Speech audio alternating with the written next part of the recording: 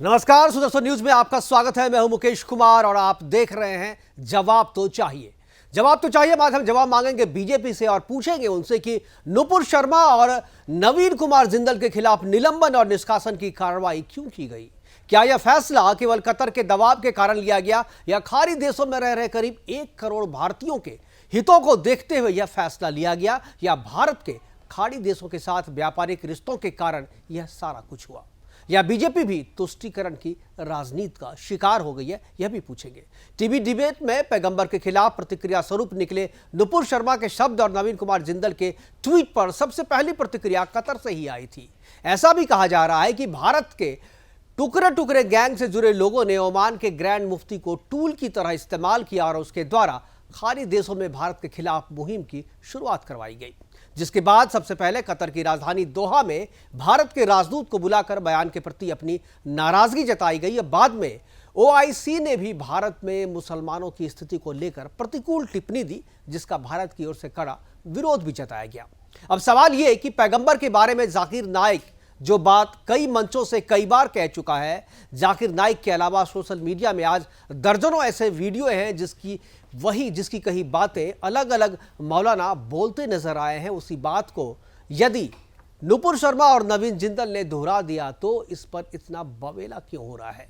BJP अपने नेताओं को बाहर का रास्ता दिखा दिया, लेकिन क्या इससे यह बवाल थमता नजर आ रहा है? मुझे तो बिल्कुल नहीं दिख रहा है। बीजेपी के भीतर निष्कासन का विरोध तो हो ही रहा है, प्रोपेगेंडा चलाने वाले को भी इससे चैन नहीं पड़ा है और वैसे भी अब इस मामले में कूद पड़े हैं और भारत के विदेश नीति की आलोचना कर रहे हैं। करेंगे चर्चा सब मुद्दों पर, लेकिन पहले देखते हैं रिपोर्ट, और रिपोर्ट से पहले अब दिखाते हैं आपको वो प्रतिक्रिया, वो बयान जिसके बाद ये पूरा बवेला हुआ। नुपुर शर्मा ने उस टीवी डिबेट में क्या कहा था, एक बार नुपुर शर्मा की उस बात को सुनते हैं, उसके बाद फिर हम आपको दिखाएंगे जाकिर नाइक ने एग्जैक्टली क्या कहा था, और आप खुद देखिएगा कि नुपुर शर्मा के बयान और जाकिर नाइक के बयान में कितनी समानता है, या बिल्कुल वो हूबहू वही बातें कह रही हैं जो जाकिर नाइक ने कहा था। इनफैक्ट जाकिर नाइक ने उससे भी आगे बढ़ के सारी चीजें काफी क्लियरली कहा था। हालांकि और भी बहुत सारे ऐसे वीडियो हैं सोशल मीडिया पे जो हम आपको दिखा सकते हैं, लेकिन हमारी समय की कुछ सीमा है, इसलिए हम केवल जाकिर नाइक के उस बाइट को दिखाएंगे। लेकिन पहले शुरुआत करते हैं नुपुर शर्मा की उस टीवी डिबेट में कही हुई बात से।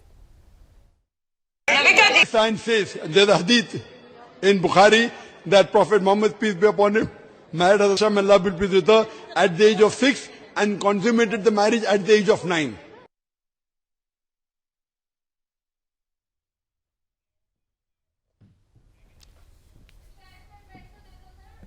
तो ये दोनों बाइटें, ये दोनों प्रतिक्रिया आपने सुनी। जो बातें नुपुर ने अपनी प्रतिक्रिया में कही थी और जवाब में कहा था, जो टीवी डिबेट में जो सवाल किया गया था, और जिस तरीके से भगवान शिव को, भगवान शिव के ज्ञान व्यापी में मिले शिवलिंग को फवारा बताया जा रहा था, उसके खिलाफ जो बातचीत हो रही थी, उस बातचीत में प्रतिक्रिया स्वरूप जो नुपुर शर्मा ने कहा था, वो बातें जाकिर नाइक काफ़ी पहले कह चुका है, बार बार कह चुका है, हर एक मंच से कह चुका है। और सोशल मीडिया पे बहुत सारे ऐसे मौलाना और ऐसे आपको मुस्लिम स्कॉलर की बाइट मिल जाएगी, ऐसे बयान मिल जाएंगे जो वही बातों को दोहरा रहे हैं, जो बातें नुपुर शर्मा ने कही अपने बयान में टीवी डिबेट के दौरान और नवीन जिंदल ने उसे ट्वीट करके कहा। आखिर क्या प्रतिक्रिया है, क्यों इस तरीके की बातें हुई, इस पर हम चर्चा करेंगे। हमारे साथ कुछ मेहमान जुड़ गए हैं, उनसे आपका परिचय करवाते हैं। एक रिपोर्ट भी हमारे पास, लेकिन पहले परिचय करा दूं आपसे। रत्नेश मिश्रा हमारे साथ है, कांग्रेस प्रवक्ता के तौर पे जुड़ेंगे। अब्दुल गनी मुस्लिम स्कॉलर के तौर पे जुड़ेंगे।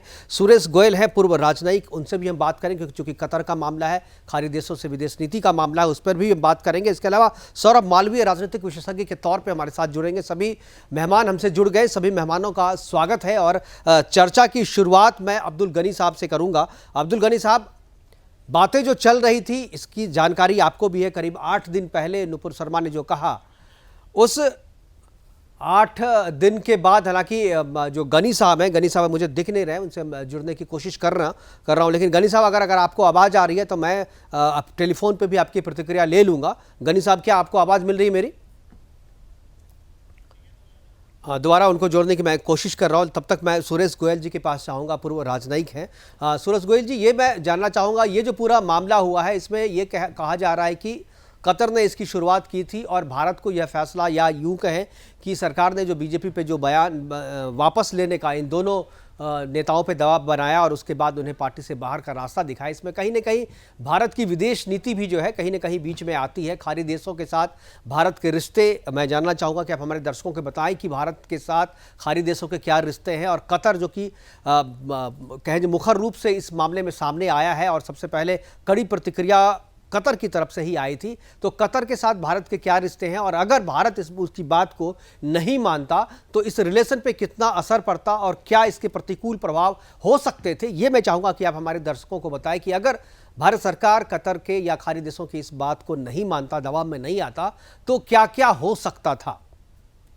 गोयल साहब, पहली बात तो आप जो कह रहे हैं जी, एक उसमें एजम्पशन सामने आ रही है जी, और वो एजम्पशन ये है कि भारत के ऊपर जो दबाव बनाया जा रहा है कतार के द्वारा, उस दबाव में जो भारत के और खाड़ी के देशों के और मिडिल ईस्ट के देशों के जो अभी संबंध हैं या जो रहे हैं पिछले 2-3 साल में, 5 साल में, जी, उन संबंधों के चलते ये दबाव से भारत सरकार को, मैं ये नहीं कहूंगी कि भारत सरकार का फैसला है, वो बीजेपी का फैसला था कि नुपुर शर्मा और नवीन जिंदल को स्पोक्समैन के पद से हटाया गया, या मैं जो पढ़ा है मैंने जी, जी, कि बीजेपी की प्राइमरी मेंबरशिप से हटाया गया, वो पार्टी का फैसला है, वो सरकार का फैसला नहीं है वो। बिल्कुल सरकार का फैसला, क्योंकि सत्तारूढ़ दल है, वो सत्तारूढ़ पार्टी है, इसलिए इंटरनल जो है बातचीत होती है और उसी कारण लिया गया है। एवरीबॉडी नोज टेक्निकली पार्टी ने फैसला लिया है, लेकिन दबाव जो है सरकार की तरफ से, सरकार के कहने के बाद ही ये फैसला पार्टी ने लिया है। जी देखिए, मैं सरकार के सरकारी कर्मचारी के तौर पर, डिप्लोमेट के तौर पर 40 साल मैंने काम, तो मैं अभी भी, आप चाहे इसको खाली एक फिक्शन समझें, मैं पार्टी और सरकार के बीच में जो फर्क है, ये कम्युनिस्ट देश नहीं है, दोनों में फर्क मैं रखना चाहूंगा अभी, कम से कम अभी तक तो रखना चाहूंगा, आगे डिबेट में जो होगा वो देखा जाएगा। जी तो उसमें देखिए ऐसा है कि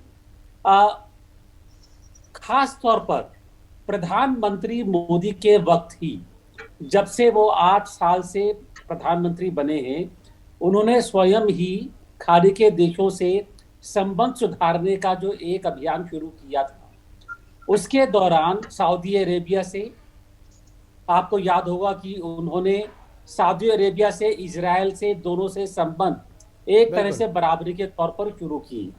खास तौर पर सऊदी अरेबिया के लिए मैं प्रधानमंत्री मोदी का मैं एक तरह से रिकॉग्नाइज करना चाहूंगा कि उन्होंने स्पेशल एफर्ट किए।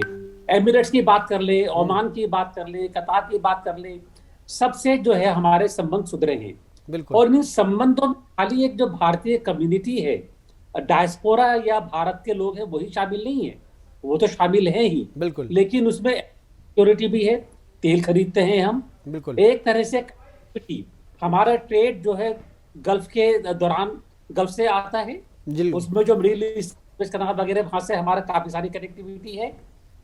इसके अलावा आप याद करेंगे कि 2019 में जब सुषमा स्वराज जी जब उस समय पर विदेश मंत्री थी, उनको एमिरेट्स में निमंत्रण दिया गया एक गेस्ट के तौर पर ओआईसी में आने के लिए, और उसके ऊपर पाकिस्तान ने ओआईसी में सम्मेलन में भाग लेने से मना कर दिया था। तो ये हमारे जो संबंध बढ़े, मैं उनके बारे में खास तौर पर प्रधानमंत्री मोदी के वक्त की बात कर रहा हूँ कि कहां तक हमारे संबंध मजबूत हुए हैं। अब मैं आता हूं जो आपने सवाल पूछा है, मैं इसमें थोड़ा सा फर्क रखना चाहूंगा, और फर्क में ये रखना चाहूंगा कि जब दो देशों के बीच में बातचीत होती है, चाहे परोक्ष रूप में हो या अपरोक्ष रूप में हो, मतलब कि एक तरह से पब्लिक नहीं होती है, क्वाइटनेस में होती है, और ज्यादातर बातें वो बिल्कुल पब्लिक के तौर पर नहीं भी होती है जी। लेकिन जब बातचीत होती है तो जो संबंधों के चलते हुए एक हम समझते हैं कि हमारा हक बन जाता है कि बोलने का।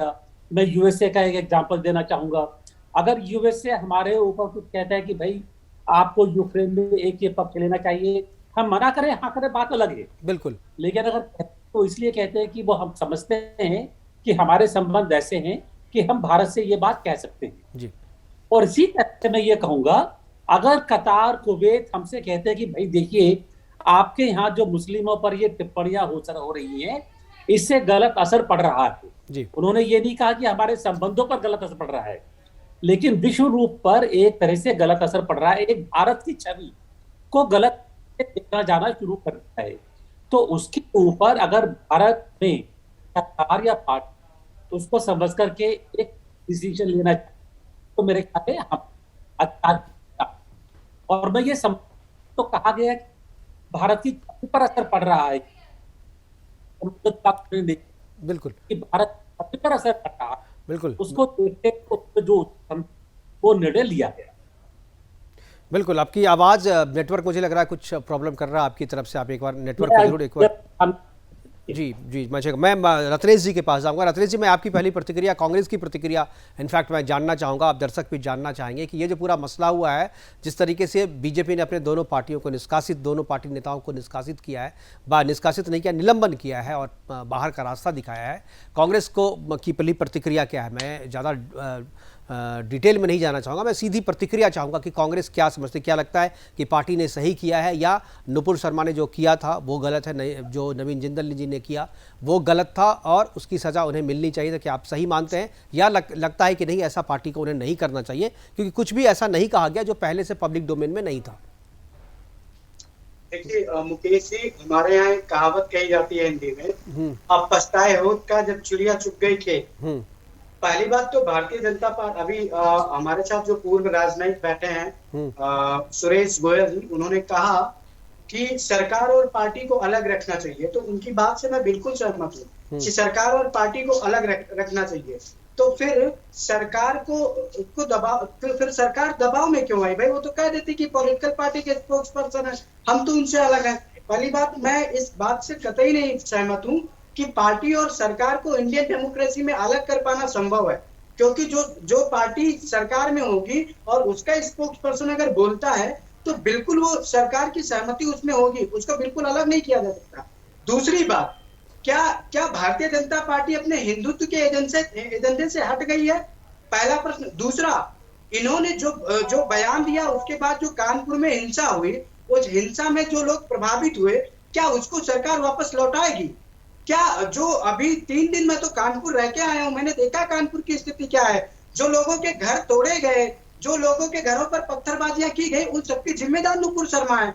नुपुर शर्मा को केवल पार्टी से हटा कर, रत्नेश जी, आपकी ये बात समझ में नहीं आ रही, आपकी ये बात मुझे समझ में नहीं आ रही है कि अगर कोई किसी तरीके का बयान दिया तो आप कानून हाथ में ले लें और अपने पीछे पॉकेट में पुलिस और प्रशासन को रखें, हाथ में पत्थर उठाएं और निकल जाएं रोड पर न्याय करने के लिए निकल जाएं, ये आप उसको जस्टिफाई कर रहे हैं? नहीं, मैं प्रश्न उठा रहा हूँ। मैं प्रश्न कहाँ उठा रहे हैं? आप तो जस्टिफाई कर रहे हैं कि जो है उसके लिए नुपुर शर्मा जिम्मेदार है। आप उस आदमी को जो पत्थरबाजी कर रहा था उसके खिलाफ आप कुछ भी नहीं कर रहे। अगर नुपुर शर्मा ने कुछ गलत किया, अगर नुपुर शर्मा ने नहीं, क्या बताइए, क्या भारतीय जनता पार्टी के प्रवक्ताओं को इस बात का ज्ञान नहीं है? नुपुर शर्मा की तो लॉ ग्रेजुएट है भाई, वो भी दिल्ली विश्वविद्यालय जैसा विश्वविद्यालय की लॉ ग्रेजुएट है। उनको कम से कम इतना तो पता होना चाहिए कि उनके किस बयान से इंडिया की डिप्लोमेटिक रिलेशंस पर गलत प्रभाव पड़ सकता है। अगर भारतीय जनता पार्टी के प्रवक्ता इतने अनपढ़ हैं, फिर तो देश के लिए बड़ी बुरी स्थिति हो जाएगी। चलिए, बीजेपी के प्रवक्ता भी हमारे साथ नहीं है क्योंकि पार्टी की तरफ से उन्हें मना किया गया इस सब्जेक्ट पे डिबेट में हिस्सा लेने के लिए भी वो नहीं है। लेकिन हमारे साथ सौरभ मालवीय है, हमारे साथ सौरभ मालवीय हैं। हाँ, अपने आप को विश्व की सबसे बड़ी पार्टी कहने वाली भारतीय जनता पार्टी 8 सालों के इतिहास में ऐसा पहली बार हो रहा है कि किसी मुद्दे पर भारतीय जनता पार्टी के प्रवक्ता नहीं बैठ रहे। इसका मतलब है कि उनके प्रवक्ताओं की जीभ जो है वो अक्सर फिसल जाया करती थी। इस बार उनको दबाव में आकर आप बोल सकते हैं क्योंकि हुआ ऐसा ही है। बीजेपी अभी कोई भी प्रवक्ता जो है किसी चैनल पर नहीं, आप बोल सकते हैं, मैं इसमें आपको रोकूंगा नहीं। जो सच है वो सच है। हमारे साथ सौरभ मालवीय हैं। सौरभ मालवीय राजनीतिक विशेषज्ञ के तौर पे हमारे साथ जुड़े हुए हैं। मालवीय जी, मैं आपसे चाहूंगा आपकी प्रतिक्रिया, जो रत्नेश जी कह रहे हैं, क्या आप उसका जवाब देना चाहेंगे? जो कह रहे हैं, आप लगता है कि रत्नेश जी सही कह रहे हैं? मुकेश जी, रत्नेश जी क्या कह रहे हैं ये मेरा विषय नहीं है जी। मैं जो समझता हूँ, जिस तरह से मैं इस पूरे प्रकरण को देख रहा हूँ, आज दुनिया में सबसे बड़ी सदस्यों वाली पार्टी भारतीय जनता पार्टी बनी हुई है, एक बात। दूसरी बात, इसके ऑफिस बियरर्स बहुत हैं। तो जब पार्टी विस्तार करती है तो ऑफिस बियरर्स बहुत होते हैं। ऐसे में किसी पार्टी के अधिकृत प्रवक्ता के द्वारा कोई भी बयान आता है तो हम मानते हैं, या राजनीति में हम लोग समझते हैं कि पार्टी का प्रवक्ता उसका चेहरा है। तो निश्चित तौर पर वो भाजपा की बात हो गई। लेकिन भाजपा ने जो त्वरित क्रिया की, त्वरित निर्णय लिया, यह भाजपा के लोग बताएंगे और भारतीय जनता पार्टी। पर मैं कुछ और कहना चाहता यहाँ, मैं मुकेश ये कहना चाहता हूँ कि यही कांग्रेस है, यही कांग्रेस की सुप्रीमो कहती है मौत के सौदागर, यही आजम खान है भारत माता को डाइन कहते हैं। राजनीति में इतनी सूचिता इस तरह से कि दुनिया भर के देश सामने बाहर आ जाएंगे, मैं नहीं मानता ऐसा, मैं बिल्कुल इस बात को नहीं मानता। एक प्रवक्ता ने अपनी बात रखी, उसको पार्टी फोरम पर हटाया जाए, रखा जाए, उसे पुरस्कार किया जाए, वो पार्टी का विषय है, वो मुद्दा नहीं है। लेकिन पार्टी का प्रवक्ता आप सुनिए, बोलिए मत बीच में। आप रत्नेश जी मैं आपके पास आऊंगा, आप बीच में ना बोले। रत्नेश जी, मैं कांग्रेस का प्रवक्ता रत्नेश जी ये गली मोहल्ले पे चर्चा नहीं हो रही है, टेलीविजन पे आप बैठे हुए हैं, प्लीज। रत्नेश जी को मालूम है कि इनके उपाध्यक्ष और अध्यक्ष राहुल गांधी कहते हैं कि नागपुर में आरएसएस बम की फैक्ट्री है, अब बम की फैक्ट्री है। मैं आ जाऊंगा तो आप जवाब दे लेना इसमें। रत्नेश जी, मैं जब आपके पास आऊंगा जवाब दीजिएगा उसके बाद। इनको पता है नहीं आप पता नोट करके रखिए रत्नेश जी, मैं आऊंगा आपके पास, मैं आऊंगा आपके पास। करने की तरीका आवश्यकता नहीं है, क्यों? क्योंकि वो अपने घोषित प्रवक्ता अरे क्यों बोल रहे हैं बीच में आप? रत्नेश जी मेरी बात आप सुनिए, उसके बाद मैं आऊंगा आपके पास जी। तो बड़े दल की सदस्यता वाली जो पार्टी है और ऑफिस बेरर से पार्टी प्रवक्ता ने जो बोला, पार्टी ने निर्णय लिया। लेकिन मेरा यह कहना है कि देश भर में और दुनिया भर में किसी को भी अधिकार नहीं है कि किसी के धर्म के बारे में आप अमर्यादित और इस तरह की बातें बोले जिससे प्रभावित हो मामला। लेकिन नुपुर शर्मा का ऐसा कोई बयान नहीं था कि विश्व की राजनीति उससे प्रभावित होने लगी।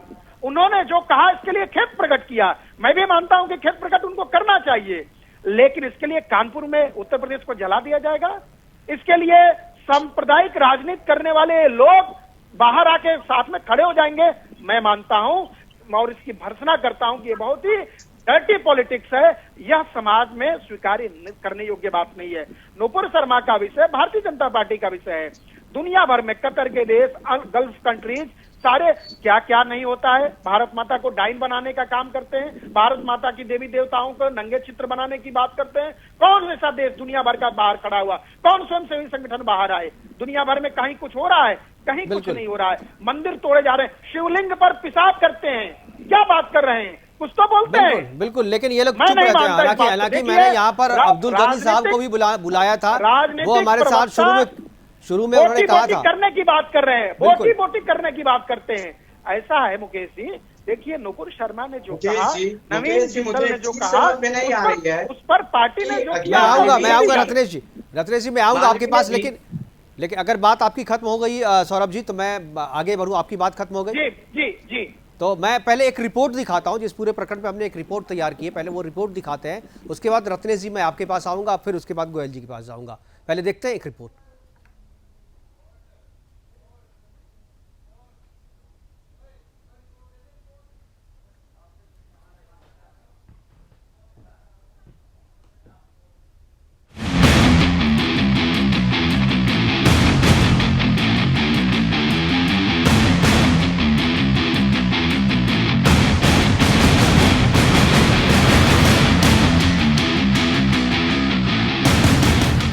नुपुर शर्मा और नवीन जिंदल पर बीजेपी के एक्शन के बाद सियासी तापमान बढ़ा हुआ है।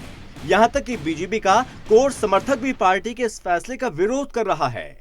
नुपुर शर्मा और नवीन जिंदल के सस्पेंशन में इस्लामिक देश कतर की अहम भूमिका रही।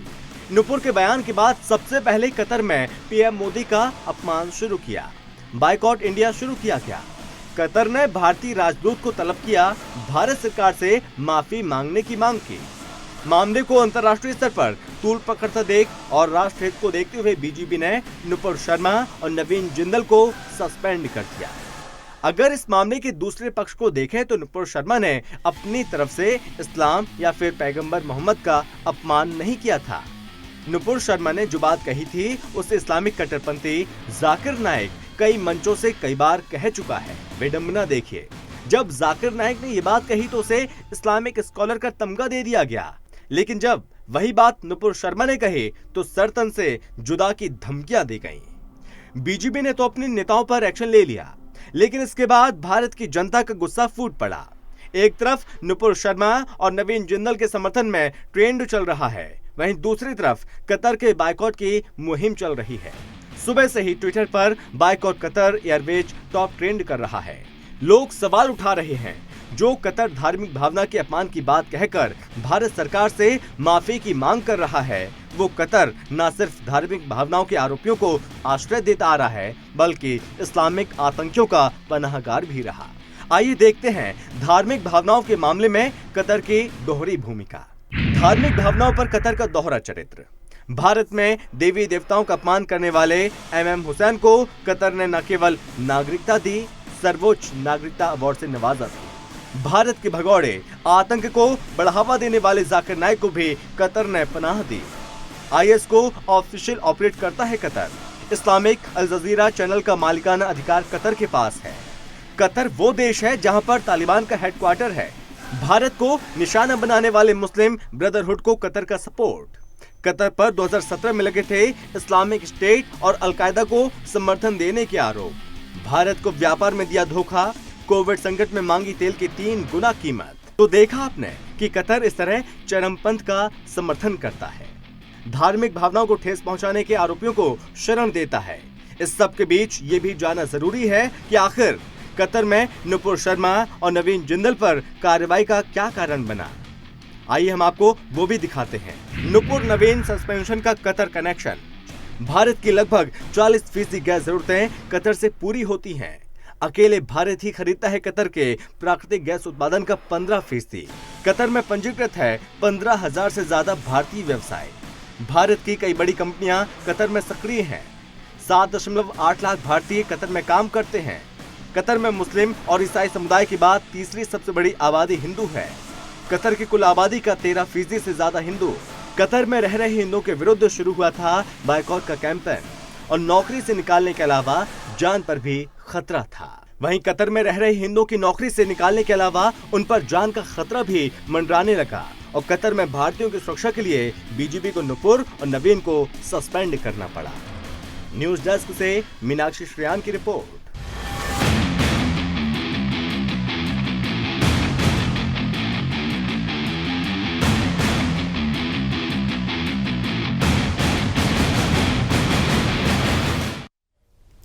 तो किस तरह से इस पूरी घटना के बाद से है बायकॉट हिंदूज और जो खाड़ी देश में जो अपने भारतीय रह रहे हैं, जो हिंदू रह रहे हैं, उनके खिलाफ किस तरीके से मुहिम चलाई जाने लगी। और उस मुहिम की शुरुआत जो है भारत के जो टुकड़े टुकड़े गैंग थे वहाँ से इसकी शुरुआत हुई थी। और ये ले दे करके मामला आगे ना बढ़े इसलिए बीच में ही इन्हें निकालने का फैसला करके प्रोग्राम को पूरी तरीके से मामले को समेटने की कोशिश की गई।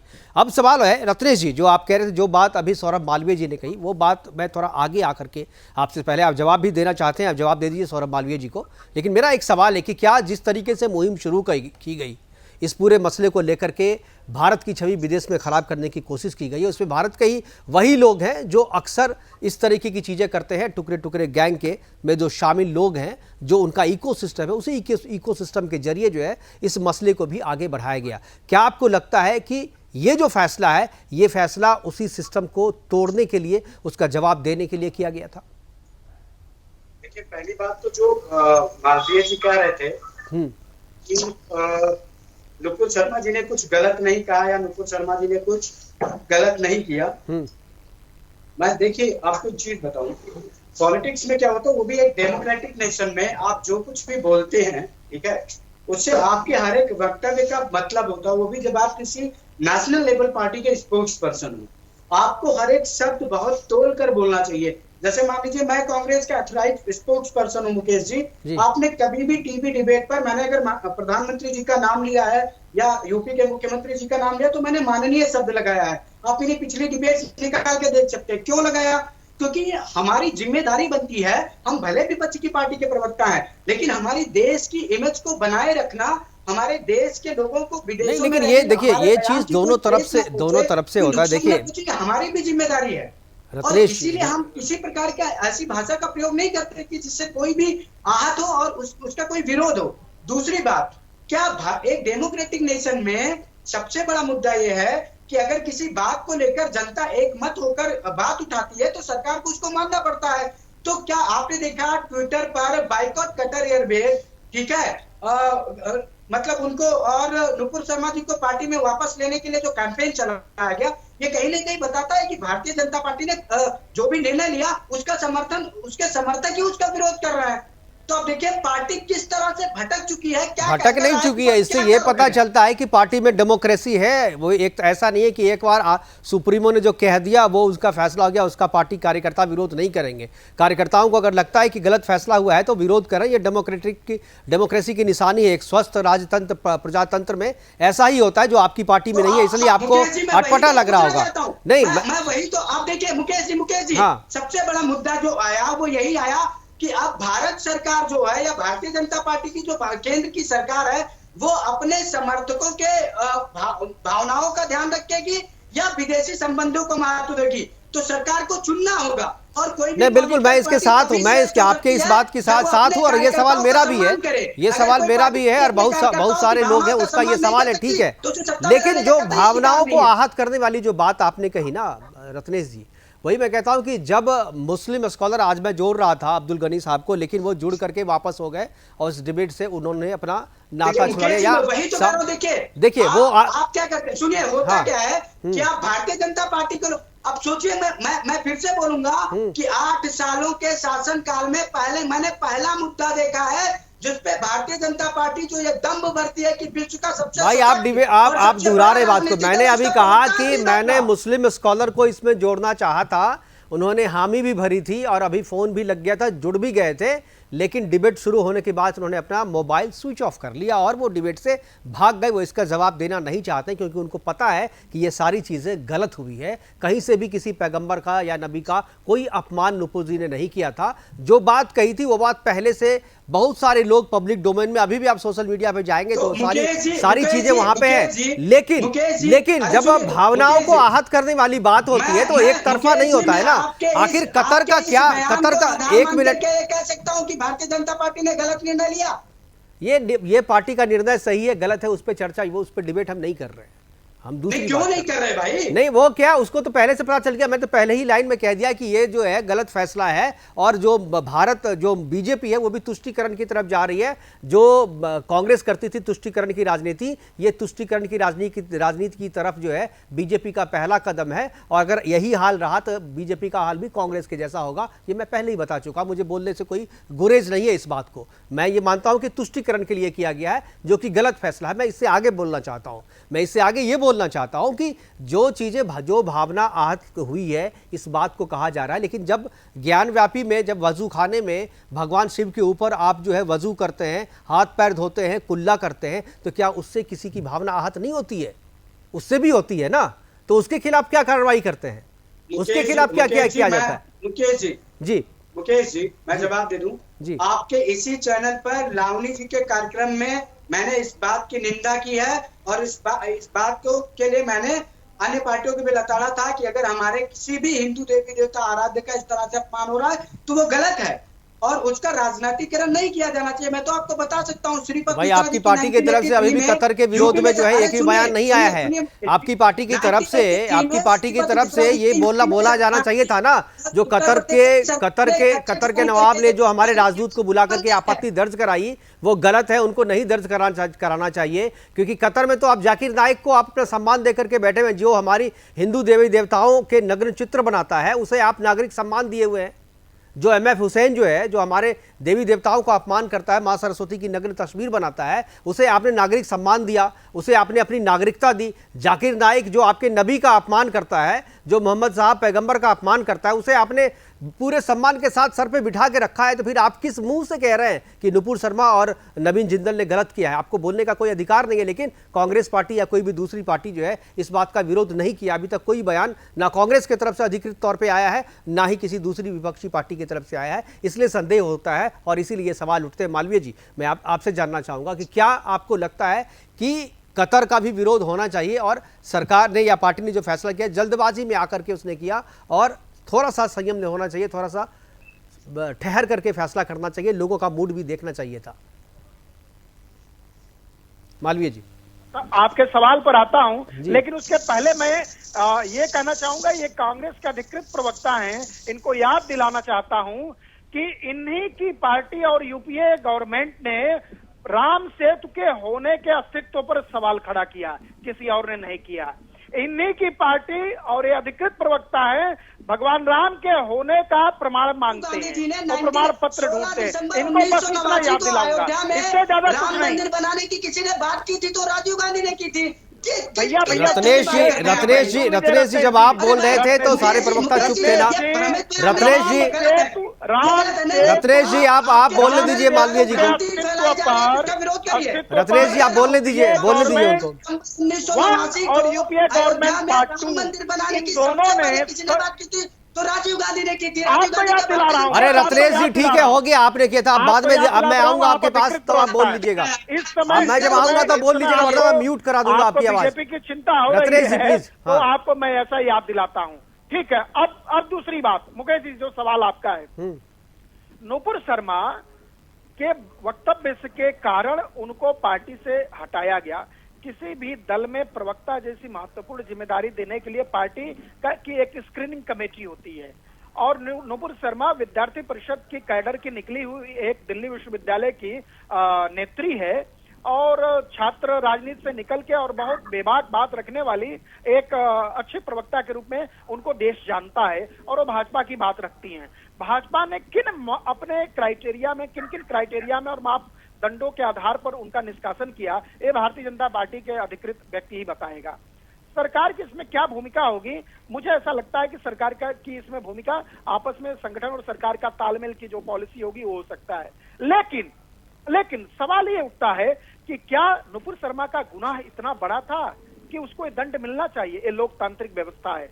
लोकतंत्र में बोलने वाले और लोकतंत्र में राजनीति करने वाले सत्ता जनता देती है और सत्ता से हटाने का काम जनता ही करती है। मेरा ऐसा मानना है कि ये बहुत ही जल्दीबाजी का निर्णय है और नुपुर शर्मा के वक्तव्य में ऐसा जो कुछ भी हुआ उसके लिए उन्होंने खेद व्यक्त किया। तो जब खेद व्यक्त किया है और इतनी बड़ी निर्णय करना, ये थोड़ा सा मुझे लगता है मालवीय जी, नुपुर जी के साथ नवीन जी का भी नाम लिया जाना चाहिए, क्योंकि बात लेना चाहिए।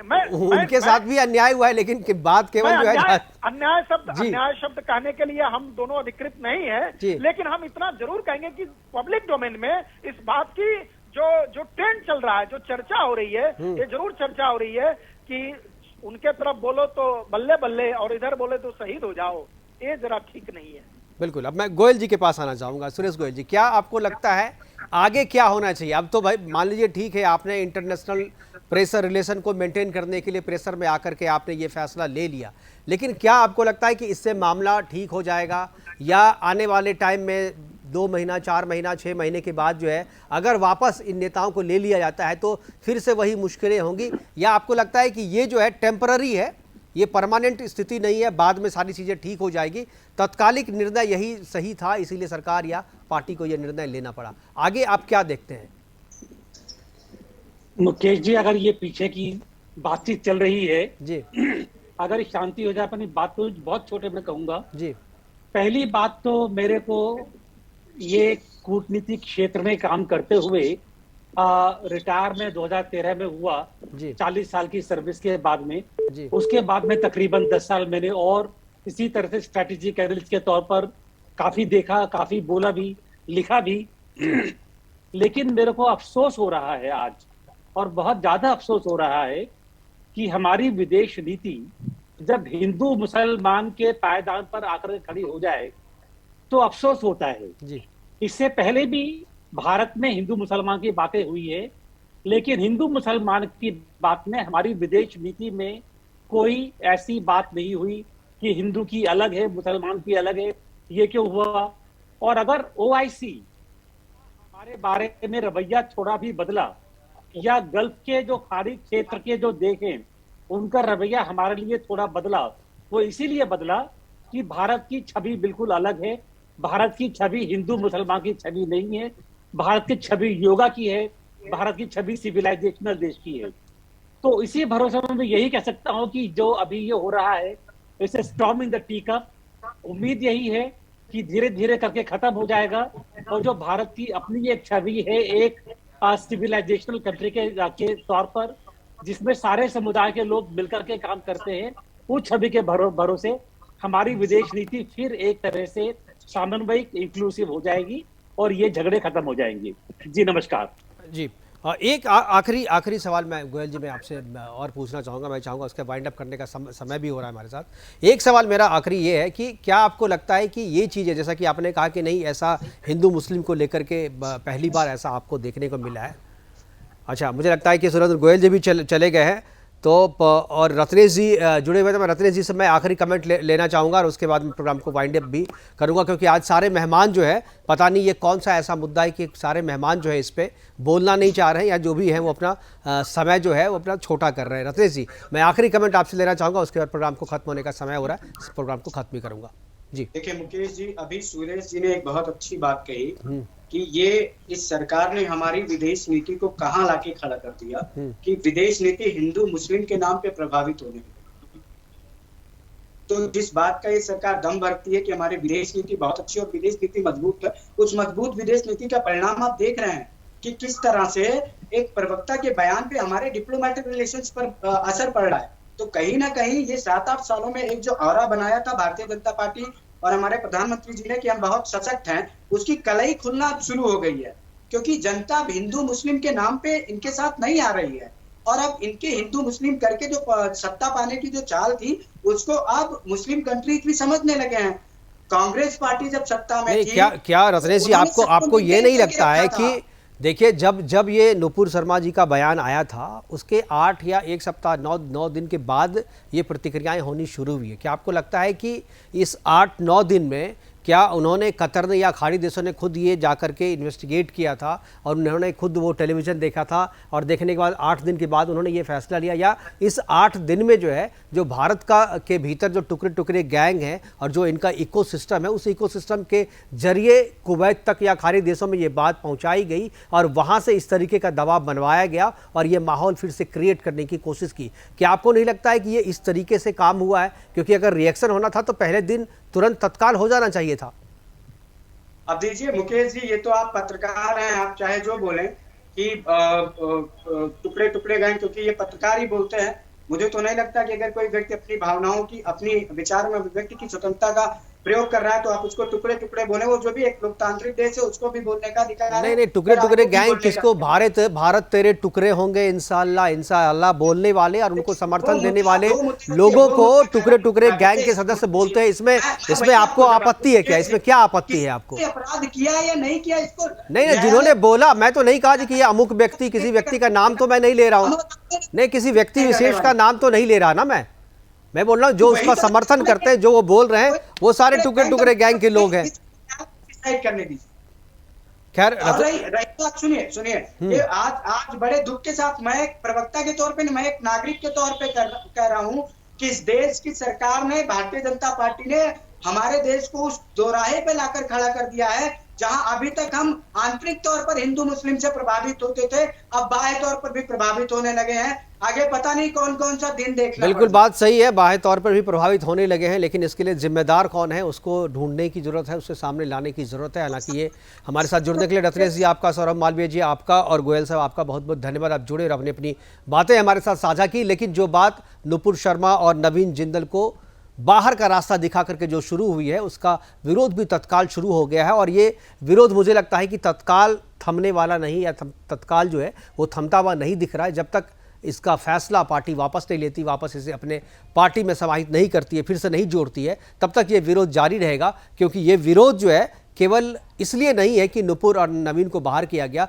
बल्कि ये विचारधारा का मामला है। क्योंकि इन दोनों लोगों ने जो भी कहा है वो पार्टी की विचारधारा है और विचारधारा से बीजेपी इस निष्कासन से क्या संदेश देना चाहती है, अब उस पर भी सवालिया निशान खड़ा होता है। लोग और कार्यकर्ता ये जानना चाहते हैं कि पार्टी के इस फैसले से क्या संदेश देना चाहती है पार्टी। ये संदेश अभी तक क्लियर नहीं होगा, इसलिए जो पार्टी के कार्यकर्ता हैं, जो लोग हैं, वो ये भी जानना चाहता है कि पार्टी ये साफ करे कि नुपुर और नवीन को बाहर करके पार्टी क्या संदेश देना चाहती है। क्या पार्टी ये चाहती है कि इस रास्ते पर कोई ना चले? फिलहाल अभी के लिए इतना ही, दीजिए इजाज़त, नमस्कार।